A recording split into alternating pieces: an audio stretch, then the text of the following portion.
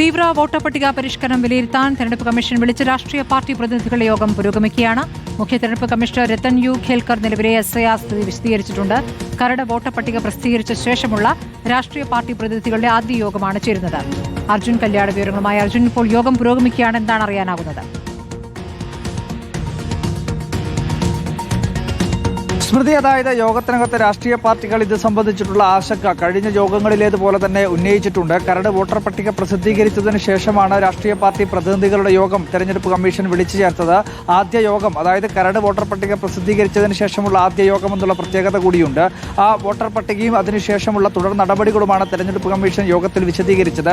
എന്നാൽ ഇത് സംബന്ധിച്ചിട്ടുള്ള കുറെ പരാതികൾ രാഷ്ട്രീയ പാർട്ടി പ്രതിനിധികൾ യോഗത്തിൽ ഉന്നയിക്കുകയായിരുന്നു. ഏറ്റവും പ്രധാനമായി ഈ പറയുന്ന ഇത്രയും വലിയൊരു സംഖ്യ ഈ കണ്ടെത്താൻ കഴിയാത്തവരുടെ പട്ടികയിലുള്ളതാണ്. അവരെ കണ്ടെത്തുന്നതിന് വേണ്ടിയിട്ടുള്ള തീവ്രമായിട്ടുള്ള പരിശ്രമം അന്തിമ വോട്ടർ പട്ടിക ഉണ്ടാകുന്നത് വരെയുള്ള സമയങ്ങളിൽ ഉണ്ടാവണമെന്നുള്ള കാര്യമാണ് രാഷ്ട്രീയ പാർട്ടി പ്രതിനിധികൾ തെരഞ്ഞെടുപ്പ് കമ്മീഷനെ അറിയിച്ചത്. അതിൻ്റെ ഭാഗമായി തന്നെ ഇപ്പോൾ നിലവിൽ ജില്ലാ തലത്തിലും അതുപോലെ തന്നെ ബൂത്ത് ലെവലിലുമാണ് BLAമാർ പ്രവർത്തിക്കുന്നത്. അവർ രാഷ്ട്രീയ പാർട്ടികളുടെ പ്രതിനിധികളാണ്.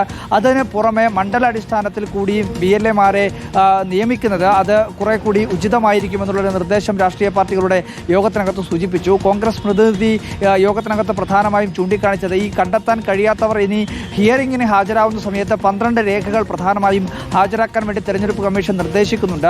അതിനകത്ത് ജാതി സർട്ടിഫിക്കറ്റ് ഉൾപ്പെടുത്തിയത് അംഗീകരിക്കാൻ വേണ്ടി കഴിയില്ല. അതായത് വോട്ടവകാശം തെളിയിക്കുന്നതിന് ജാതി ഒരു മാനദണ്ഡമാവരുത് എന്നുള്ള കാര്യം പ്രധാനമായും കോൺഗ്രസിന്റെ പ്രതിനിധി യോഗത്തിൽ അറിയിക്കുകയായിരുന്നു. എന്നാൽ നേരത്തെ തന്നെ, അതായത് എത്രയോ മാസങ്ങൾക്ക് മുൻപ് തന്നെ ഈ പറയുന്ന 13 രേഖകളായിരുന്നു ആദ്യഘട്ടത്തിൽ ഈ ഹാജരാക്കാൻ വേണ്ടി തെരഞ്ഞെടുപ്പ് കമ്മീഷൻ നിർദ്ദേശിച്ചത്.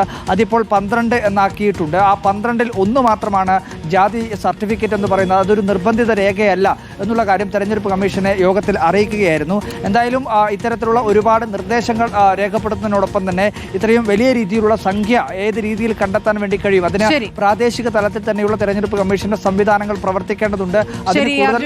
രാഷ്ട്രീയ പാർട്ടികൾ കൂടി സഹായത്തോടു കൂടി പൂർത്തിയാക്കുക എന്നാണ് അപ്പോൾ രത്തൻ ഖേൽക്കർ വിളിച്ച യോഗം പുരോഗമിക്കുകയാണ്.